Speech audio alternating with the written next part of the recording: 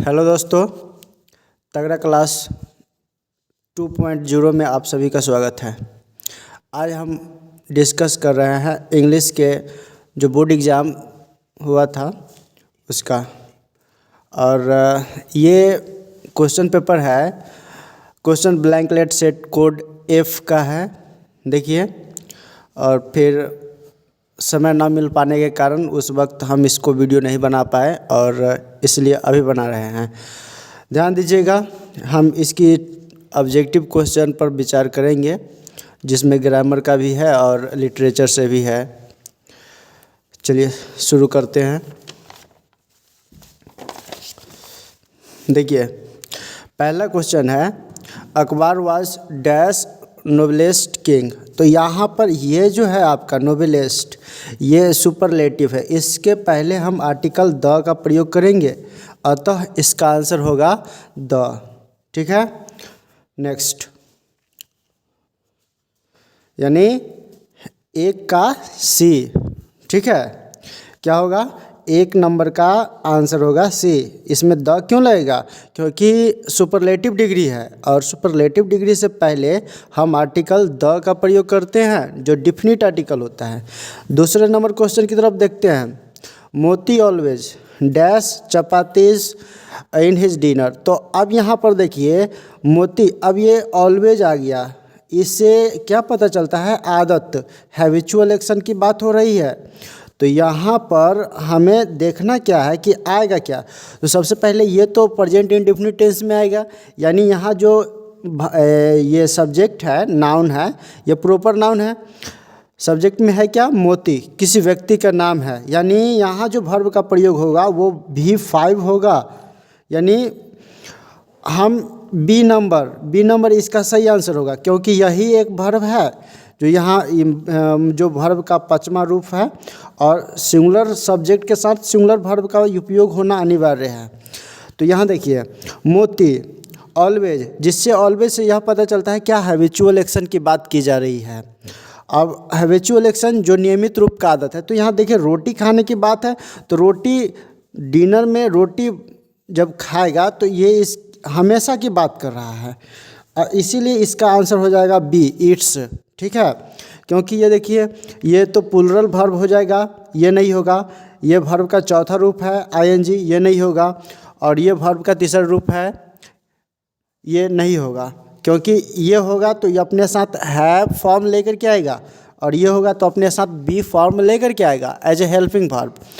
इसीलिए इसका answer B होगा। चलिए 3 नंबर क्वेश्चन की तरफ देखते हैं। हेडिंग है चूज द करेक्ट सेंटेंस। अब इसमें से करेक्ट सेंटेंस देखना है। देखिए पहला, he prevented me from going there. देखिए यही नहीं होगा, फ्रॉम गोइंग देयर नहीं होगा ये।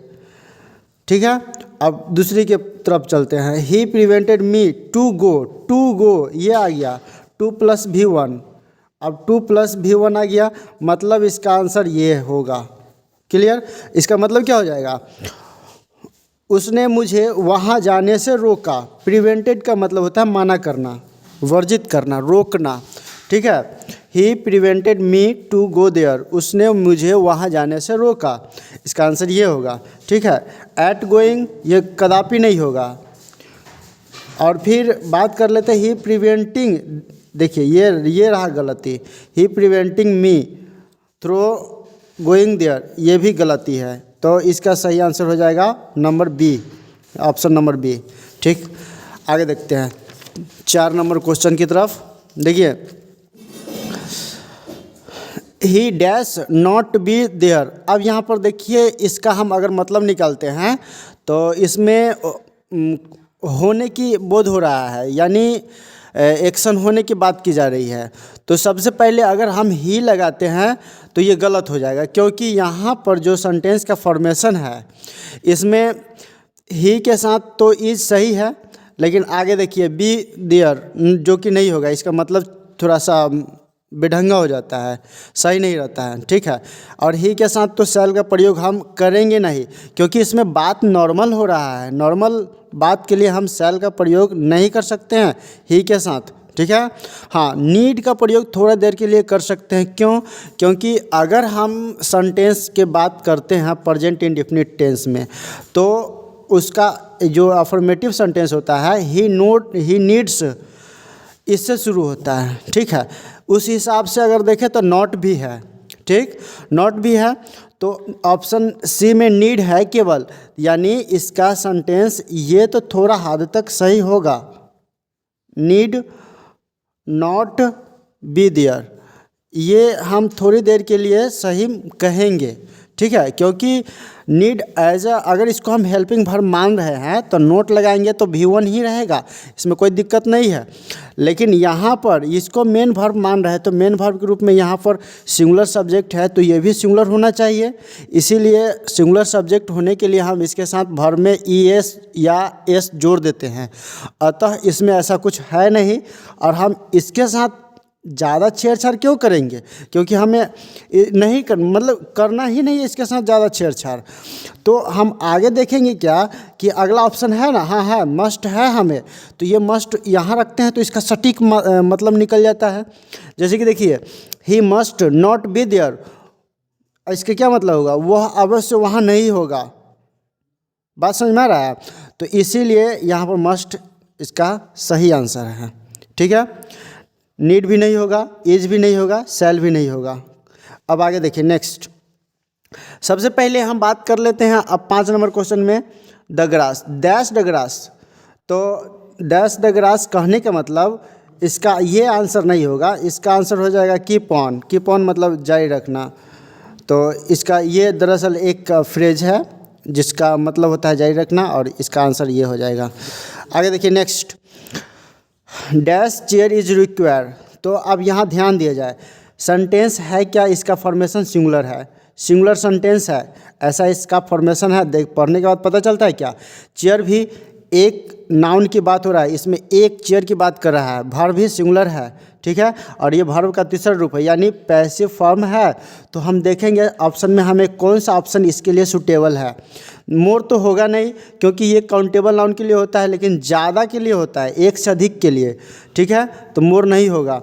मच ये नहीं होगा, इसीलिए क्योंकि ये मटेरियल के लिए होता है। मटेरियल क्या होता है, जो अनकाउंटेबल होता है, जिसको हम ना माप सकते हैं और तो मतलब कि गिन नहीं सकते हैं, ठीक है। मटेरियल नाउन जो होता है उसके लिए हम मच का प्रयोग करते हैं, किसे, क्योंकि इससे क्वांटिटी का बोध किया जाता है। और मैनी तो होगा नहीं, क्योंकि मैनी का प्रयोग होता है और मैनी के बाद प्लुरल नाउन आते हैं। लेकिन अगर मैनी लिख करके यहाँ देखते हैं तो मैनी चेयर्स होना चाहिए, लेकिन हम इसके ऑप्शन है ना, अब आगे देखते हैं, तो ये नहीं होगा, क्योंकि ये प्लुरल के साथ आएगा, इसके साथ प्लुरल नाउन आएगा और फिर वर्ब भी प्लुरल आएगा।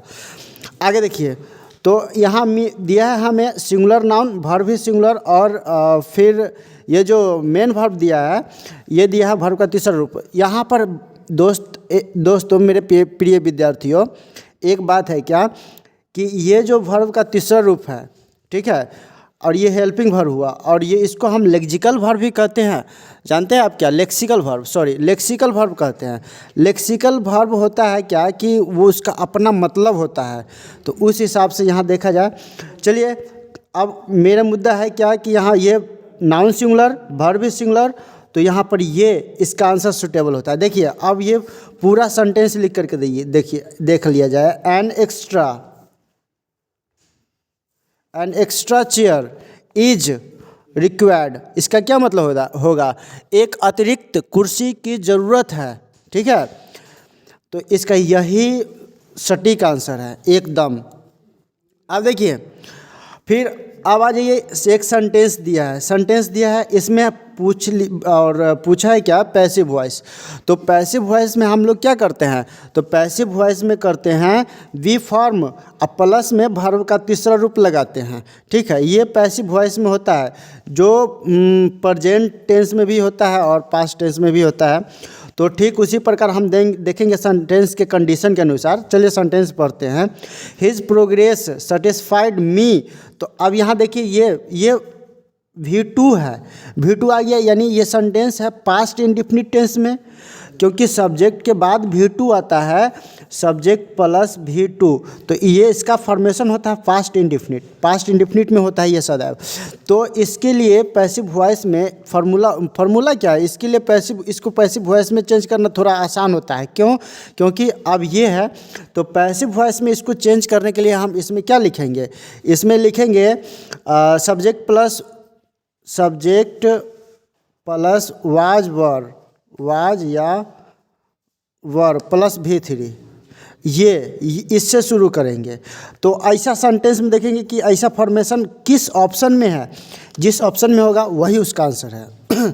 तो आगे देखिए इसमें आई वाज सेटिस्फाइंग, देखिए यहाँ पर आई वाज तो सही है, लेकिन ये सेटिस्फाइंग वर्ब का चौथा रूप है, इसीलिए ये गलत है। ठीक है। और यहाँ पर एक और बात ध्यान देना है कि ये जो ऑब्जेक्ट में है मी, इसको ले जाना है सब्जेक्ट में, ये चेंज करना होता है। दरअसल एक नियम है सन का, नहीं सॉरी, ऑब्जेक्ट को सब्जेक्ट में चेंज करना होता है पैसिव वॉइस में, इसीलिए। तो यहाँ इसको हम पैसिव वॉइस में सब्जेक्ट में ले जाएंगे, तो आई हो जाएगा। वाज तो सही है, लेकिन V4 आया, जबकि V3 आना चाहिए, इसीलिए ये गलत है। अगर देखिए ये इसमें वाज नहीं एम कर दिया, इसीलिए ये भी गलत है। इसमें देखिए इसमें भी हैव कर दिया, ये यानी ये प्रेजेंट टेंस की बोध करा रहा है, और यहाँ पर V3 होना चाहिए, लेकिन V3 नहीं है।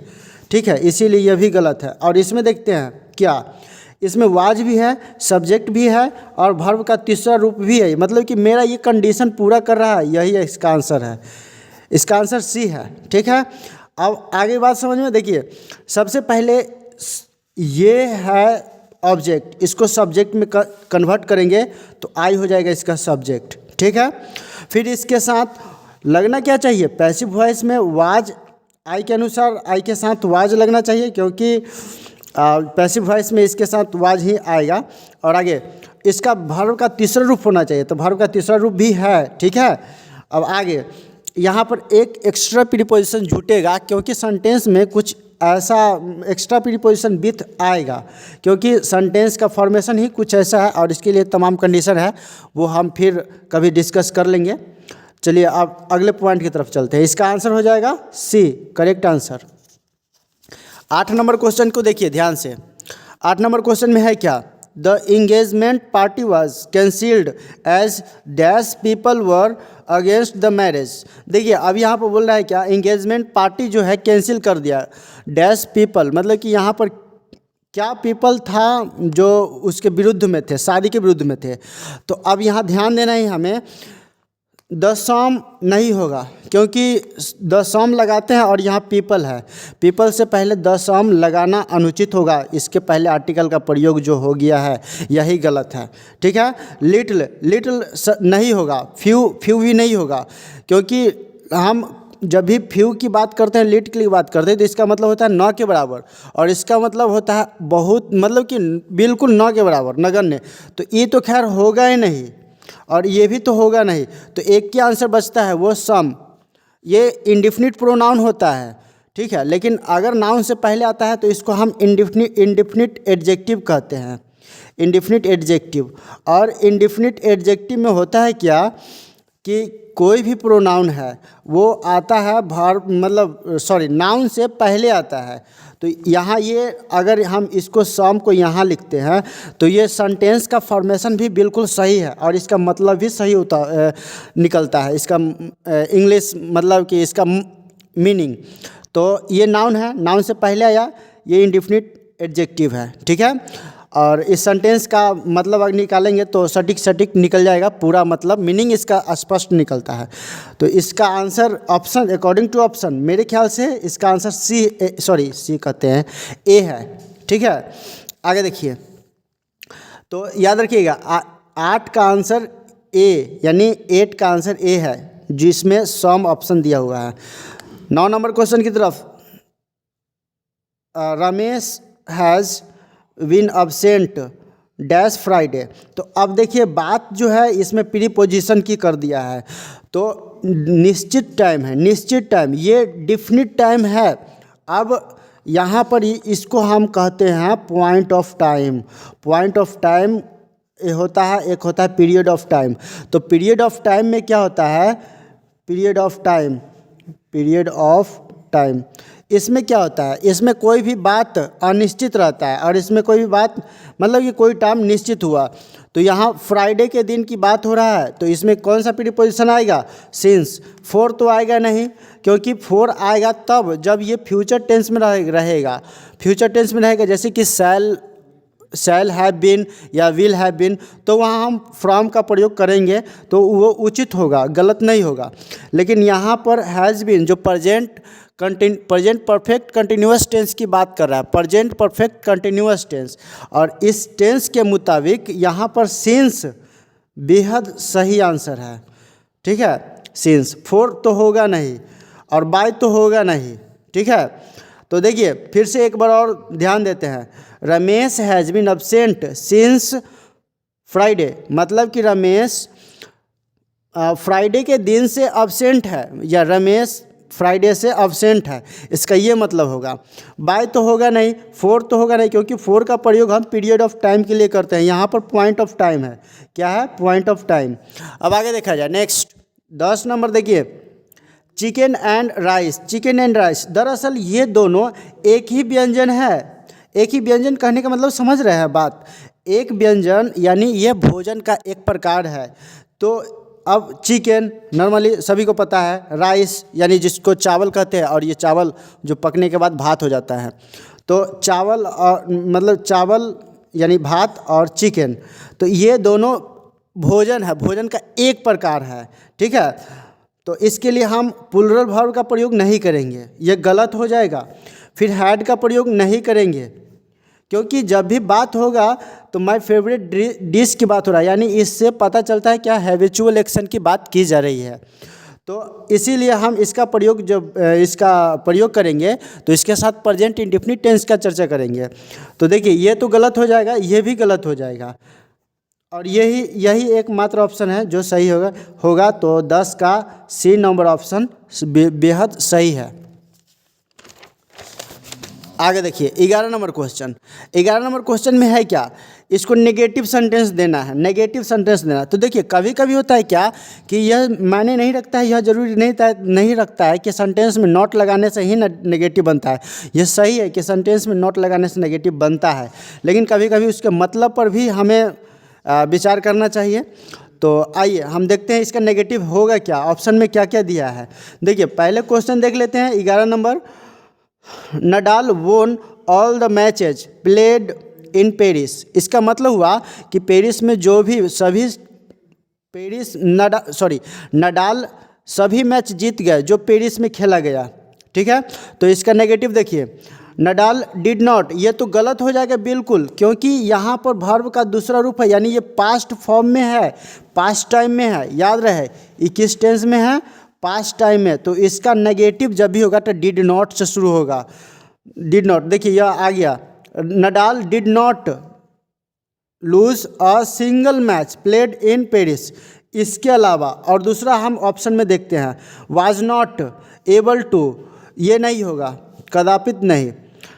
हैड लॉस्ट, ये भी नहीं होगा। ठीक है, इसका आंसर सी नहीं, इसका आंसर बी। तो 11 का आंसर क्या हो जाएगा, बी सही आंसर है, क्योंकि इसका नेगेटिव रूप यही प्रदान करता है, जो सही भी है और सटीक भी है। आगे देखिए, अब आगे क्या है, इनडायरेक्ट नरेशन में इसको परिवर्तित करना है। तो इनडायरेक्ट नरेशन में परिवर्तित करने के लिए हम तमाम ऑप्शन को देखेंगे, 4 ऑप्शन है। देखिए सबसे पहले सेंटेंस पर विचार कर लिया जाए, he says to me you are my friend. तो अब यहाँ ध्यान दीजिए, ध्यान देने वाली बात है क्या, ये कौन टेंस में है, तो प्रेजेंट इंडेफिनिट टेंस में। क्योंकि वर्ब का 5वां रूप इसमें प्रयोग हुआ है, सब्जेक्ट प्लस वर्ब का V5, उसके बाद ऑब्जेक्ट भी आया है, यह ऑब्जेक्ट आया है, यानी हम इसको चेंज करेंगे, सेज को चेंज करेंगे टेल्स में। पहला तो ये हमारा शर्त पूरा हो गया। दूसरा शर्त कि ये इन्वर्टेड कॉमा जो है, इस इन्वर्टेड कॉमा के बदले हम डैट का प्रयोग करेंगे, दूसरा शर्त यह है। तीसरा शर्त है कि इसमें हम कोई परिवर्तित नहीं करेंगे। यह शर्त होता है कि जब सेंटेंस का रिपोर्टिंग वर्ब, इसको हम रिपोर्टिंग वर्ब कहते हैं, इसको रिपोर्टेड स्पीच कहते हैं। रिपोर्टेड स्पीच होता है ये इन्वर्टेड कॉमा के अंदर रहता है जो सेंटेंस, उसको हम रिपोर्टेड स्पीच कहते हैं, ठीक है। और इन्वर्टेड कॉमा के जो बाहर रहता है सेंटेंस, उसको रिपोर्टिंग वर्ब कहते हैं। क्लियर। तो रिपोर्टिंग वर्ब अगर प्रेजेंट टेंस में रहता है तो उसमें उसके जब इनडायरेक्ट में उसको हम परिवर्तित करते हैं तो उसमें उसके टेंस में कुछ भी परिवर्तन नहीं होता है, मतलब जैसा होता है वैसा ही उसको हम लिख देते हैं, ठीक है। क्योंकि हम परिवर्तन कब करते हैं, जब कोई भी एक्शन पास्ट का होता है तो उसको और पास्ट में दिखाने के लिए नरेशन में हम थोड़ा सा परिवर्तित करते हैं, तो वो सब कुछ कंडीशन के अनुसार होता है। तो अब इसमें देखिए क्या होगा, आगे देखिए। तो इसका आंसर होना चाहिए क्या, ही टेल्स। ये देखिए ये ए नंबर ऑप्शन, पहला ऑप्शन ही मिल गया। ही टेल्स मी, मेरा एक शर्त तो पूरा कर लिया, डैट भी आ गया, दूसरा शर्त भी पूरा है। तीसरा शर्त देखिए, सब्जेक्ट मतलब इसका सब्जेक्ट, इसका सब्जेक्ट, इसका सब्जेक्ट, यानी रिपोर्टेड स्पीच का सब्जेक्ट। देखिए तो इसका आंसर क्या हो जाएगा, शर्त पूरा कर रहा है, यानी ए नंबर ऑप्शन इसका ऑप्शन आंसर हो जाएगा। ये नहीं होगा, ये नहीं होगा, ये भी नहीं होगा, ठीक है। 13 नंबर देखिए, we should think dash this matter deeply. तो अब यहाँ इसमें कौन सा प्रीपोजिशन आएगा, तो इसका मतलब निकालते हैं। हम लोगों को सोचना चाहिए इस मैटर पर गंभीरता से या गहराई से। तो मैटर पर सोचने की बात हम ओवर के साथ करते हैं, इसका बाय नहीं होगा, इन नहीं होगा, ऑफ नहीं होगा, इसका आंसर ओवर हो जाएगा, ठीक है। 14 नंबर देखिए, 14 नंबर में होगा क्या कि इसमें बोल रहा है कि करेक्ट करना है इसका मीनिंग का, इसका मीनिंग बताना है।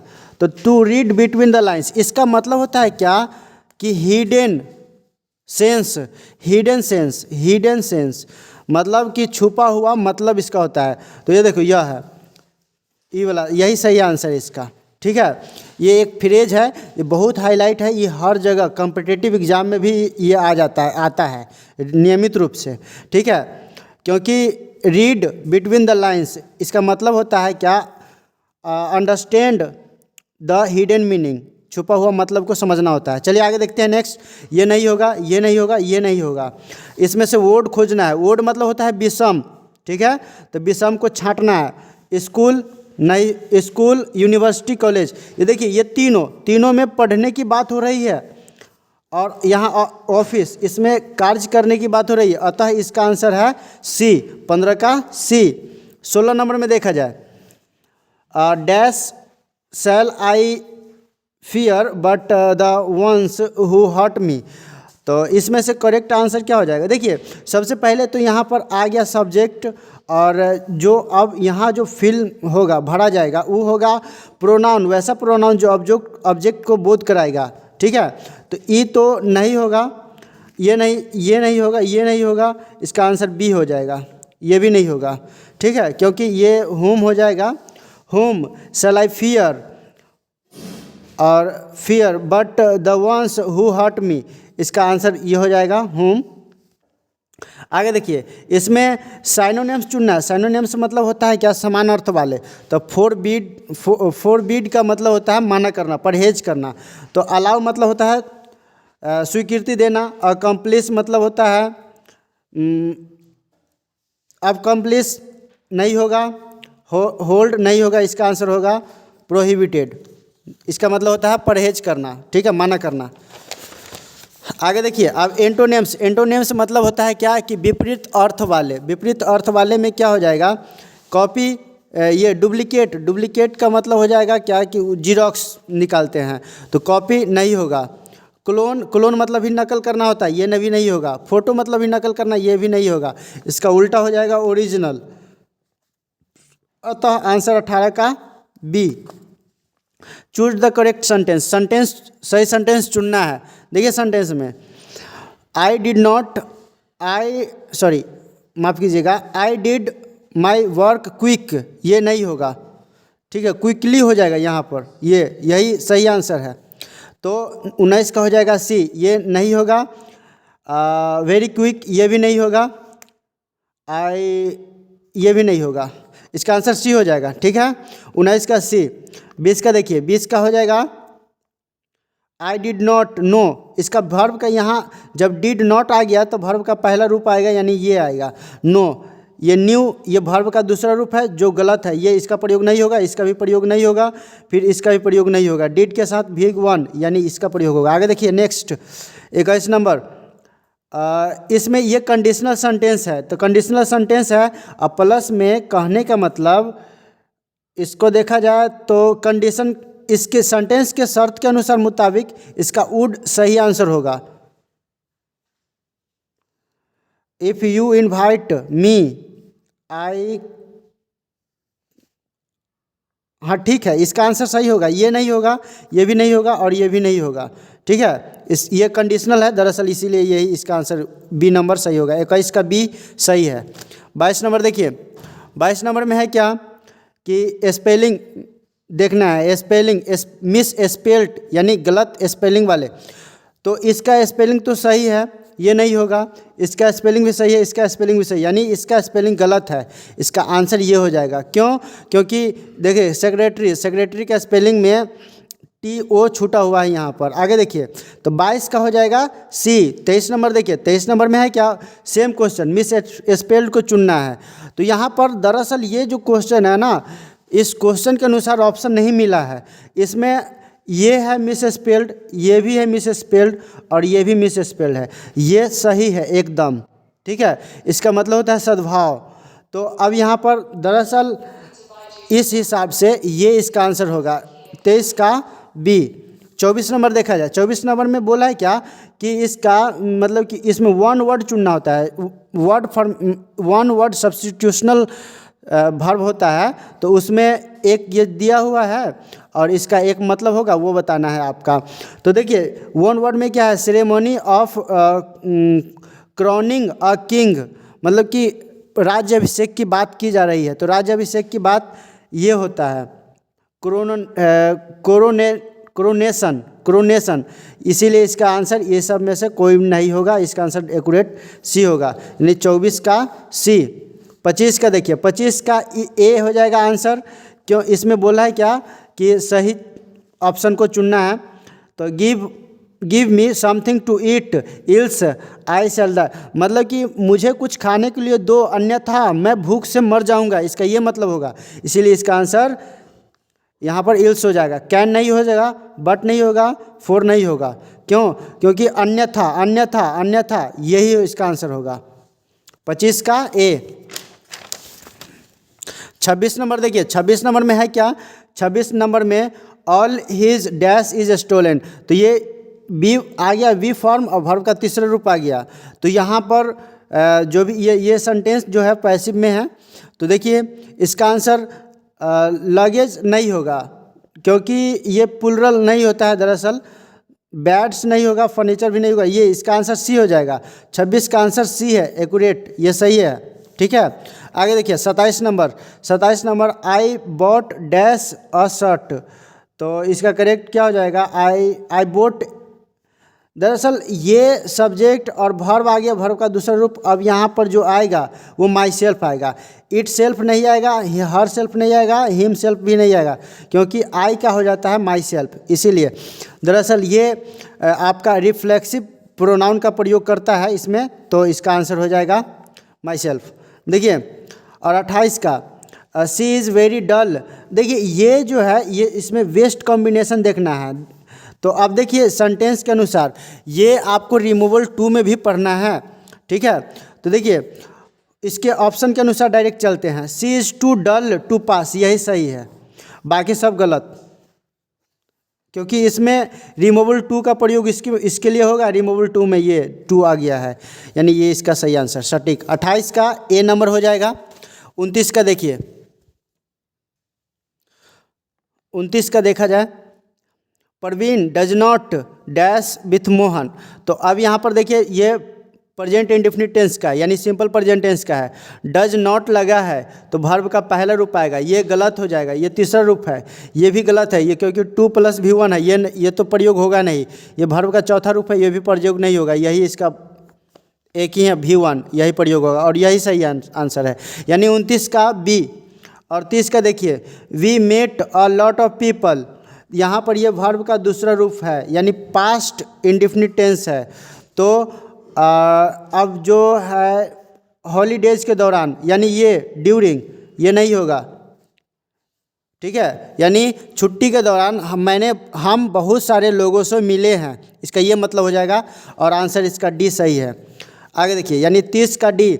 31 नंबर का देखा जाए, इसमें से स्पेल्ड वर्ड चुनना है, ठीक है। फिर तो देखिए, दरअसल मिस स्पेल्ड कंसेंट हो गया, और फिर ये सब जो है ना, ये सब का कोई मतलब नहीं है और इसका मतलब होता है सहमति, इसीलिए इसका आंसर है सी। तो 31 का सी हो जाएगा, ये सब बिल्कुल नहीं होगा इसका आंसर।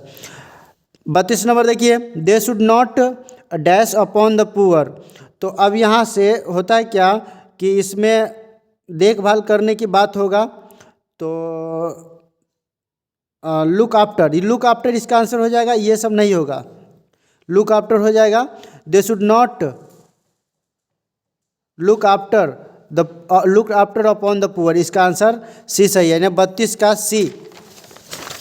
33 नंबर देखा जाए, 33 नंबर में है क्या, इसमें ये इंट्रोडक्टरी से शुरू हुआ है, इंट्रोडक्टरी एक चैप्टर है उसको पढ़ाना होता है। तो देखिए, इंट्रोडक्टरी से शुरू हुआ है सेंटेंस, यानी आने वाला सेंटेंस के अनुसार इसमें प्रयोग होगा। ऑप्शन देखते हैं, ए पहले, there is dash university here, हाँ इसमें आर्टिकल का प्रयोग बोल रहा है, तो यूनिवर्सिटी इसका प्रोनाउंसिएशन यू होता है, इसीलिए आर्टिकल ए लगेगा इसमें, ठीक है, एन नहीं लगेगा ना द लगेगा, इसका आंसर हो जाएगा ए। 33 का ए। 34 का देखिए, राजेश इज स्टिल शाउटिंग, तो राजेश इसमें हो जाएगा डी, इजंट ही, ये नहीं होगा, ये भी नहीं होगा, ये भी नहीं होगा। 34 का डी हो जाएगा। 35 में देखा जाए, 35 में है क्या कि एंटोनिम्स। अब ट्राइवियल मतलब होता है देहाती, नहीं, ट्राइवियल मतलब होता है, आपको यूँ कहे तो सभ्य लोग, ठीक है, तो इसका एंटोनिम्स देखा जाए, एंटोनिम्स हो जाएगा रूलर, इम्पोर्टेंट नहीं होगा, आर्टिफिशियल नहीं होगा, लॉस नहीं होगा, रूलर। 35 का ए नंबर सही आंसर है, ठीक है। 36 का देखा जाए, 36 का this child is very dash to me, तो dash to dearer to me, इसका ये नहीं होगा और ये भी नहीं होगा, इसमें से कोई नहीं, इसका ये डियरर टू मी मतलब ये बच्चा मेरे लिए अधिक प्यारा है। आगे देखा जाए, नेक्स्ट 37 नंबर। 37 नंबर का आंसर हो जाएगा आपका, he can not put dash with such insult, तो यू कहे तो इसका आंसर हो जाएगा डी, नहीं, इसका आंसर सी है। 37 का आंसर हो जाएगा सी, इसमें से कोई नहीं, ठीक है, डाउन हो जाएगा, पुट डाउन मतलब होता है इंसल्ट करने के लिए, तो इसका आंसर हो जाएगा डी, सॉरी डी कहते हैं बार बार, इस 37 का हो जाएगा सी। 38 नंबर देखा जाए, नाइदर से शुरू हुआ है, सेंटेंस नाइदर से शुरू हुआ है, यानी आने वाला वर्ब सिंगुलर होगा, ये हैज, ये सब गलत। 39 नंबर देखिए, इसमें स्पेलिंग को चुनना है, स्पेलिंग में इसका ये यहाँ पर ई आ गया है, गलत है, और ये तो और गलत है, ये भी गलत है, इसका आंसर सही आंसर है सी। 39 का सी हो जाएगा। 40 नंबर में देखा जाए, 40 नंबर में हो जाएगा, ही सैड टू रीटा AMI। अब इस चीज़ को इनडायरेक्ट में मतलब परिवर्तित करना है, तो इनडायरेक्ट में परिवर्तित करते हैं, ये पास्ट में है, देखिए ये नहीं होगा, प्रेजेंट में है, ये भी नहीं होगा, फ्यूचर में है, ये पास्ट में है, देखते हैं हम इस पर विचार करते हैं, ये तो सेम लिख दिया, ये नहीं होगा क्योंकि इसमें सैड नहीं आस्क हो जाएगा, इंट्रोगेटिव है इसीलिए, तो इसका आंसर सी हो जाएगा। 40 का सी। 41 का देखिए, फाइंड आउट डैश थिंग्स, तो अब यहाँ पर इसको करेक्ट ऑप्शन चुनना है, तो डिस्कार्डेड थिंग हो जाएगा, इसका ये नहीं होगा, ये भी नहीं और ये भी नहीं होगा, तो इसका 41 का आंसर हो जाएगा डी। 42 में देखिए, श्रीलंका इज़ डैश आइलैंड, अब श्रीलंका इज़ एन आइलैंड नहीं होगा क्योंकि ये जियोग्राफिकल नेम है। अब भौगोलिक नेम के पहले हम आर्टिकल द का प्रयोग करते हैं, डिफिनिट आर्टिकल, इसीलिए ये भी नहीं होगा, ये भी नहीं, ये भी नहीं, इसका आंसर हो जाएगा सी। 42 का हो जाएगा सी। और 43 नंबर में, Ramesh is dash and hearty, तो रमेश हैल हो जाएगा, ठीक है, हेल हो जाएगा। ये इसका मतलब निवासी होता है, हेड मतलब प्रमुख होता है, हिल मतलब दरअसल दूसरा चीज़ होता है। तो यहाँ पर इसका आंसर ये सही सटीक बैठ रहा है, क्योंकि ये सब ऑप्शन नहीं इसमें मैच नहीं खा रहा है। इसका आंसर हो जाएगा ए, 43 का ए। 44 नंबर में देखिए, इसमें से करेक्ट सेंटेंस को चुनना है। तो देखिए सेंटेंस पर ध्यान देते हैं। वुमेन वर वेरी सेल्डन, ये गलत है, ठीक है, ये नहीं होगा। और his eyes had hardly closed, ये भी नहीं होगा। और इसका आंसर यही है, सी नंबर, और डी नहीं होगा कदापि। देखिए 44 का हो जाएगा सी। 45 नंबर देखा जाए, 45 नंबर का हो जाएगा क्या, he said that he dash be there, तो he said he would be there, would हो जाएगा इसका आंसर। ये गलत, ये भी गलत, ये भी गलत। इसका सही आंसर है ए, 45 का ए। 46 नंबर देखिए, 46 नंबर है क्या, I have not heard of dash last week, तो कहने का मतलब हियर्ड ऑफ यू, तो देखा जाए इसमें लास्ट वीक आ गया। अब पॉइंट ऑफ टाइम है ये, तो सिंस लगेगा, इसमें पीरियड ऑफ टाइम रहेगा तो 4 लगा देंगे, इसीलिए इसका आंसर इसमें 4 तो होगा नहीं, क्योंकि ये टाइम पॉइंट ऑफ टाइम है, इसीलिए इसका आंसर हो जाएगा ए, 46 का ए। 47 नंबर का देखिए, 47 नंबर में है क्या, there are 7 days in a week हो जाएगा। डब्लू इसका मतलब होता है कमज़ोर, इसका मतलब होता है सब कमज़ोर, ठीक है, कम मतलब तुलना में, उसके तुलना में कमज़ोर। इसका मतलब होता है खोजना, तो ये वीक, इसका वीक मतलब सप्ताह होता है, तो सप्ताह में 7 दिन होते हैं, ठीक है। 47 का सी हो जाएगा।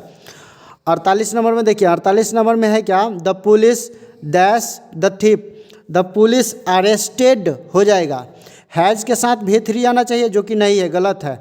ये V1 है, तो ई हैबिचुअल एक्शन, ये भी गलत है। ये ING गलत है, इसका यही सही है, क्योंकि ये V2 है और इसका मतलब भी सही बैठता है। आगे देखिए 49 का,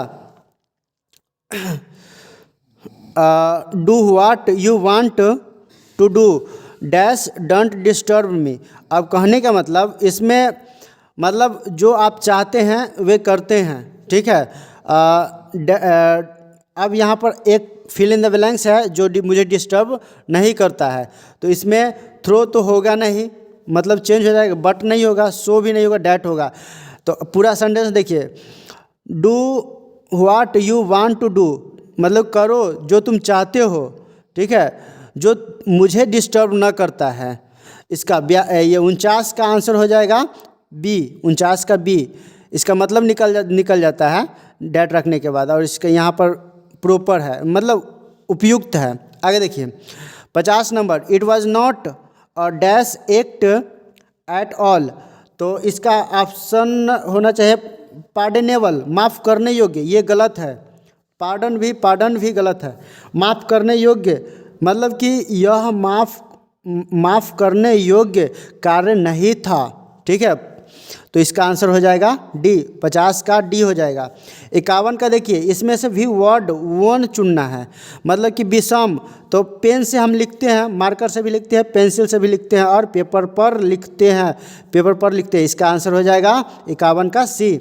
52 नंबर देखिए, you never have bread and butter, फिर यहाँ एक व्यंजन आ गया, ये व्यंजन है जो एक है, भोजन का एक व्यंजन है, फॉर ब्रेकफास्ट, तो अब यहाँ पर हैव आ गया है ना, तो हैव यू का ही दरअसल नेगेटिव है, तो यहाँ पर हैवेंट यू नहीं होगा, डंट दे नहीं होगा, ये भी नहीं होगा, ये भी नहीं होगा, इसका यही सही आंसर है 52 का ए। और 53 का देखा जाए, 53 नंबर में क्या है कि इसमें है मीनिंग बताना है, इसका correct meaning out of question, तो क्वेश्चन आउट ऑफ क्वेश्चन कहने का मतलब जो समझने योग्य या जो नहीं समझ पाते उसको कहते हैं। तो डिजायरेबल का मतलब होता है, अनडिजायरेबल का मतलब होता है अविचारणीय, यही तो आंसर इसका होगा, अविचारणीय, जिसको हम विचार नहीं कर सकते हैं। इम्पॉसिबल मतलब असंभव होता है, ये नहीं होगा। इरिसिस्टेबल मतलब ये नहीं भी होगा। अनप्लीजेंट मतलब कि दुखद, ये नहीं होगा। तो इसका आंसर ये तीनों में से नहीं होगा और ये ए नंबर हो जाए। 53 का ए सही आंसर है। 54 में देखिए, देयर आइडिया ऑफ, देखिए 54 नंबर क्वेश्चन, 54 नंबर क्वेश्चन में है क्या, their idea of a holiday dash at a resort. तो हॉलीडे पर की आइडिया जो है, उनका आइडिया हॉलीडे के लिए, ठीक है, क्या है, रिलैक्स्ड, ये नहीं होगा, ये पैसिव को बताता है। टू रिलैक्सिंग ये गलत हो जाएगा। टू इज़ टू रिलैक्स ये भी गलत हो जाएगा, यही सही है, ठीक है। इज रिलैक्सिंग इसका ये सही मतलब निकल जाता है। आगे देखिए, तो 55 नंबर में देखा जाए, they decided dash the white car. Decided, तो इसका आंसर हो जाएगा क्या, इसमें प्रीपोजिशन, करेक्ट ऑप्शन देखना, अबाउट वाइट कार, डिसाइडेड। जब निर्णय लेने की बात होता है तो निर्णय लेने में हम या तो ऑन का प्रयोग करते हैं, नहीं तो अबाउट का प्रयोग करते हैं, या ऑफ का भी प्रयोग कर ही लेते हैं। तो देखिए इसमें होगा क्या, दे डिसाइडेड, उन्होंने निर्णय लिए वाइट कार के बारे में, वाइट कार पर